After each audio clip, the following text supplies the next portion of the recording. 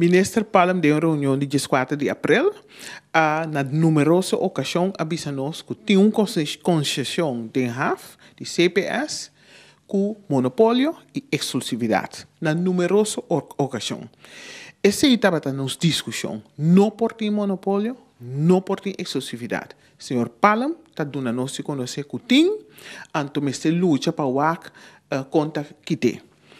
Nós há diferentes conselhos, etc., que nós não temos de tinde nos mãos. Nós estamos lendo a aliança para o dia 21 de abril, que foi januário, o ministro tem uma carta que diz CPS vai de acordo para a concessão e exclusividade cai.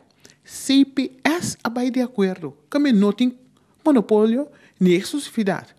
De como o ministro está enganar o parlamento, visa que tem monopólio, tem exclusividade. Que o ministro Palm quer esconder?